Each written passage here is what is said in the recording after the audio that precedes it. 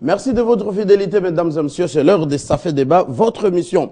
Alors, c'est parti avec ces grands sujets qui fait la une en RDC. C'est la politique intérieure. Déjà, les potentiels, vous pouvez lire comme moi qui titre en respectant la Constitution, les Katanga acceptent son démembrement. Il y a Forum des As qui revient sur les mêmes titres gouvernorat de nouvelles provinces, controverses autour du calendrier électoral annoncé par le ministère de l'Intérieur. Et déjà au niveau des Congo, au nouveau, ces quotidiens titres, découpage territorial, Bochab étouffe la CENI. On en parle tout à l'heure, donc ça fait débat. Et puis, le vrai modérateur avec ce titre, installation de nouvelles provinces vers un gâchis financier. On en parle dans ça fait débat avec tous ces acteurs politiques qui sont avec moi. J'ai oublié de citer la prospérité ici avec moi qui dit découpage Katumbi, Kassanji, Bamanisa, Impeto vers la porte des sorties ou déjà la porte des sorties. Alors, on en parle avec les invités sur ce plateau. Bienvenue à vous, Fumutoto. Merci d'avoir répondu à notre invitation. Merci beaucoup. Merci. Les porte-parole de l'envol, les noms Nicolas Lenga. Et à ma droite, le PPRD représenté ici. On y va, les noms. Tenez votre micro, sentez-vous à l'aise. Serge Kadima. Serge Kadima. Et vous êtes accompagné par le fidèle l'humble et serviable Papi Tamba. Papi Tamba. Merci d'avoir répondu vraiment à notre invitation. C'est effectivement la fin d'une époque. On dit les médias qui a titré à marche forcée. On va en débattre tout à l'heure. Respect de la Constitution oblige. Une à une, les provinces sont démembrées. Démembrement, décentralisation ou comment? Après le découpage de la province orientale et de l'Équateur, le samedi 11 juillet dernier, les Katanga et les Kassai orientales ont éclaté jeudi 16 juillet courant. Aujourd'hui, il ne reste plus que les Bandundu et les Kassai occidentales. Ce n'est qu'une question de jours. Très bientôt, ce sera chose faite.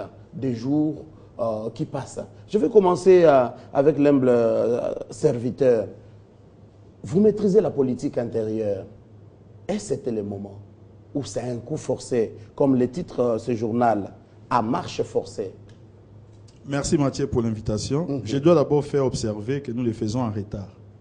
En retard? Nous les faisons en retard par rapport à l'exigence de notre propre constitution. Ça, c'est la première chose qu'il doit faire observer. Alors, dans la vie, je pense qu'il n'est jamais tard de bien faire. Il n'est jamais tard de bien faire. Moi, je crois que, in fine, ce que nous devons regarder, c'est au moins les développements recherchés par rapport à ces découpages, puisque d'autres États avant nous l'avaient compris depuis longtemps. Ça, c'est vrai. Vous savez, un pays comme la France, 4 fois moins grand que notre pays, mais la France aujourd'hui a pratiquement, je pense, 120 ou 121 jusqu'à département. Nous parlons bien du découpage, comme aussi nous pouvons l'observer sous d'autres cieux qui empruntent les mêmes mécanismes institutionnels en termes de forme d'État par rapport à nous autres. Donc, il est important aujourd'hui de savoir que c'est un élan qui va nous conduire encore à mieux réaliser la vision politique qui est au niveau national. C'est-à-dire, c'est pour permettre à ce que la base se rapproche davantage de ses dirigeants, de ses gouvernants, afin que, vous savez, la gestion de la politique devienne une affaire de la base. Moi, personnellement, je salue cette décision et surtout, je dois aussi saluer l'implication de tous les différents gouverneurs, je parle des anciens gouverneurs, qui manifestement se sont montrés favorables à ces projets. Ils étaient obligés. Peut-être qu'ils n'étaient pas favorables. Non, le problème qui est là, c'est qu'ils se sont montrés favorables à la déclaration, les témoignent. Je ne suis pas là pour essayer maintenant de chercher à jeter la polémique là où il n'y a pas de polémique. Avant que l'opposition puisse répondre, c'est une inquiétude. Il n'y a pas d'argent, même si ce n'est pas encore déclaré pour toutes les élections. Encore vous ajoutez le fonctionnement des nouvelles provinces vers un gâchis financier, comme l'a titré un journal ici tout à l'heure. Non, je ne le dirai pas parce que si vous envoyez des délégués de Télé 50 à Maniema pour aller au moins consulter cette population, ils vous diront que lorsque les Chab à l'époque s'est éclaté pour donner place au Maniema, les mêmes inquiétudes qui se présentent aujourd'hui s'est présentées. Mais aujourd'hui, je pense que ceux qui avaient présenté les inquiétudes sont contredits par les niveaux de développement que prend les Maniema. Parce qu'il faut aussi savoir une chose, c'est que ça crée une sorte d'émulation. Ça cause une crise d'émulation, une prise de conscience, je vais dire, ajoutée par rapport à la responsabilité collective au niveau local que les gens vont essayer de prendre. Les gens vont se sentir concernés pour développer leur coin. Mais surtout, M. Mathieu, il faut préciser ici, c'est aussi une demande de la base. Les problèmes de la décentralisation dans notre pays, nous devons savoir que c'est une demande de la base. Il n'y a qu'à suivre les différentes déclarations. Il n'y a qu'à suivre les différentes prises de position pour comprendre que la base a besoin de plus en plus de vivre son autonomie. Son autonomie, d'accord. Voilà. On revient à vous tout à l'heure. Fumou Toto, alors, comment vous avez accueilli la nouvelle? Est-ce que vous trouvez forcé? Est-ce c'était les moments et la problématique de finances, surtout du fonctionnement de ces nouvelles provinces? Très bonne question, messieurs les journalistes. J'ai créé la 3e voie au Congo parce que j'ai compris que notre pays avait mal posé son problème d'existence. Nous n'avons pas hérité d'un État, non plus d'une république, mais pas d'une nation. Le Congo du 30 juin 1960 était un endroit parce que le problème n'a pas été posé par nous-mêmes.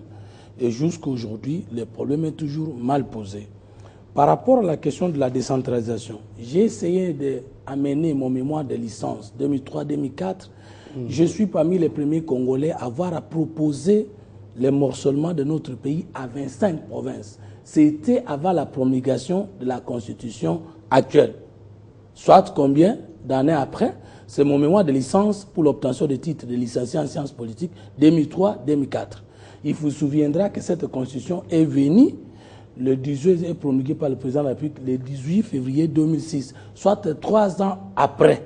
Et lorsque cette constitution a été promulguée, j'ai revendiqué être le géniteur de la forme de l'État qu'on avait proposé. Parce que moi, ici, j'avais proposé... Vous dire que l'État vous a copié? Oui, en tout cas, je dis qu'on m'a copié dans le feu, dans la forme. J'ai proposé 25 provinces. Comme pour dire qu'aujourd'hui, la 3e voie ne peut pas être contre les démembrements, parce que cette idée nous est venue à l'esprit avant même que le régime actuel et la classe politique en général ne la découvrent. Maintenant, la problématique des moyens. La problématique. Non, il n'y a pas une problématique d'abord de moyens. La politique ne commence pas par le moyen. Je vais prendre l'exemple de Moïse. Qu'est-ce que le Seigneur lui a dit? Tu dois construire les tabernacles selon le modèle de Moïse de la Bible. Moïse de la Bible, selon le modèle qui t'a été révélé. C'est-à-dire qu'en politique, d'abord, on doit avoir une vision. Après la vision, on élabore la pensée. Après l'élaboration de la pensée, on prend les projets de société. Et après les projets de société, on fait les programmes. Et c'est la question que vous posez de finances au niveau du programme. Ce n'est pas encore au niveau de la vision, ce n'est pas encore au niveau de la pensée, ce n'est pas encore au niveau du projet de société. Est-ce que c'est ce qui est en train d'être fait? Non. Et c'est ce que je vais démontrer tout à l'heure. On y va rapidement, le temps. Les Congolais qui nous suivent, les Africains et la communauté mondiale doivent savoir que la décentralisation au Congo n'est pas une réforme. C'est une révolution. Parce que depuis la colonisation en Belgique, 1885, jusqu'au 18 février 2006, nous étions dans le pouvoir personnalisé et centralisé. Maintenant que nous avons accepté d'aller à la décentralisation, ce n'est pas une réforme parce qu'on ne réforme pas ce qui n'a jamais existé dans une entité. C'est une révolution. Et toute révolution postule d'abord les préalables de la vision, de projet de société, de programme. Maintenant, prenons les moyens. Je ne sais pas qu'il s'agisse de l'opposition, de la majorité, tous nous avons trompé le peuple congolais. Il y en a qui seront pour et il y en a qui seront contre, mais personne, et ceux qui sont pour et ceux qui sont contre, personne n'a bien posé le problème de la décentralisation. Jusqu'au moment où nous parlons, nous n'avons pas encore le budget de l'État. Conformément à l'article 2 de la loi relative aux finances qui dit qu'il faut un budget consolidé, incluant les budgets du pouvoir central, les budgets du pouvoir provincial, les budgets des entités territoriales décentralisées. Problème de budget. Sur base de quoi? Même si on dit on a les moyens, mais les moyens politiques, on les gère dans un budget, dans un programme. On ne peut pas dire qu'on n'a pas les moyens alors qu'on n'a pas le budget. Donc on n'est même pas au niveau du budget, on est au niveau de la distraction. Ça veut dire qu'on veut décentraliser pour des positionnements politiques, mais ce n'est pas pour résoudre des problèmes de proximité. D'accord pour ce point de vue. D'accord pour ce point de vue. Non, je suis là, monsieur le journaliste, c'est presque mon introduction. Jusqu'au moment où nous parlons. Ce n'est pas l'introduction, vous m'entendez. Attention. Je termine là. Attention, je termine pas là. Est-ce que nous voulons la décentralisation ou nous voulons le découpage? Est-ce que le terme découpage est dans la Constitution? Non. Mais pourquoi nous les transportons dans les quais des Congolais? Jusqu'à aujourd'hui, les compétences exclusives des provinces selon la Constitution, notamment l'agriculture, l'enseignement secondaire primaire, notamment l'agriculture, notamment la santé, notamment encore au pouvoir central. Jusqu'à aujourd'hui, le pouvoir central continue les 40% des recettes à 40. On n'a jamais voulu donner ça. Papi Tambi, il ne faut pas nous dire que vous respectez la Constitution. D'accord, Fumutoto, d'accord. Vous respectez la le débat Fumutoto. En recentralisant le pouvoir. Fumutoto, le débat, le respect des temps, les timings. Alors, Maître Lenga, vous êtes d'envol, c'est parti de l'opposition. Pour vous, est-ce qu'on a poussé juste certaines personnalités, certains gouverneurs à la porte? On a forcé une démarche où vous êtes comme Fumutoto, bien sûr, de l'opposition, mais vous êtes d'accord avec ce qu'on peut appeler le découpage? Écoutez, ici, il n'est plus question d'être d'accord ou pas d'accord. C'est déjà un fait. C'est constitutionnel, ce découpage. Et donc, l'envol est favorable à ce découpage. Il l'a toujours été, d'ailleurs. Vous vous souviendrez qu'à l'époque où le président national de l'envol était à la commission PAG à l'Assemblée nationale, il a émis ce vœu-là. Nous sommes favorables pour le découpage. Nous signalons ici, nous rappelons, mon frère Papi Tamba l'a dit, que on est même en retard par rapport à l'effectivité de cette réalité parce que la loi sur la libre administration des provinces avait prévu initialement que cela devait être effectif le 20 mai 2010. Et bon, pour des raisons que nous n'ignorons pas, il y a eu une révision de la Constitution qui a fait que nous puissions maintenant là nous retrouver dans le problème des moyens. Maintenant, là, nous avons peur que cela se fasse dans une précipitation. Une précipitation, pour quelles raisons? Pour des raisons inavouées, évidemment. Mais bon, maintenant, il y a un problème crucial qui se pose justement, un problème de finances. On ne peut pas nous dire, d'un côté, que le gouvernement n'est pas prêt pour financer les élections, et d'un autre côté, dire que le gouvernement est prêt pour réaliser effectivement ce découpage. Et donc, vu cette dualité de réalité, nous estimons qu'il y a de la précipitation et cette précipitation-là nous permet de poser une suspicion légitime. Ah voilà, ça c'est... Alors, Serge Kadima, vous êtes du PPRD. Comment vous avez accueilli en triomphalisme? On s'est dit, il faut découper ou il faut répondre aux gens qui pensent que vous poussez certaines personnalités qui dérangent le pouvoir en place vraiment à la sortie. Les cas de Moïse Katumbi. Ça n'a rien à voir avec le calcul politique, mais je vais tout simplement dire que c'est la volonté populaire. Vous savez, c'est consacré dans la Constitution. Ce n'est pas le peuple qui a demandé ce découpage. Hein? C'est consacré dans la Constitution, dans l'article 2 de l'actuelle Constitution, qui dit que on doit passer des 11 provinces à 26 provinces. Donc c'était une volonté populaire. Ça n'a rien à voir avec le calcul politique. Ça n'a rien à voir avec les intentions de vouloir mettre certaines personnes à la porte. Donc aujourd'hui, nous sommes d'accord tous que nous devons respecter la Constitution. Alors respecter la Constitution, comme nous l'avons toujours dit, c'est respecter les premiers articles au dernier article.